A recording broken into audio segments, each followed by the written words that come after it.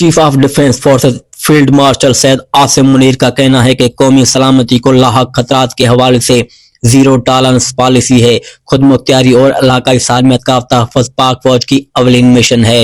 ISPR के मुताबिक field marshal Syed Asim Munir ने लाहौर ग्रीजर का दौरा किया। उस मौके पर उन्हें ऑपरेशनल तैयारियों पर ब्रीफिंग दी गई।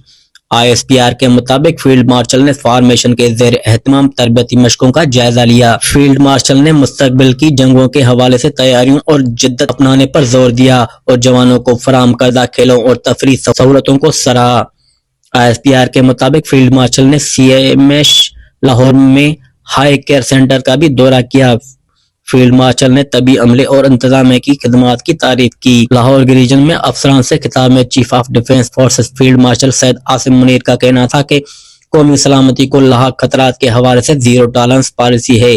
पाक फौज हर किस्म की चैलेंज से निपटने के लिए पुरअज़म है। खुद मुख्तियारी और इलाकाई सालमियत का तहफ़्फ़ुज़ पाक फौज की अवलियन मिशन है।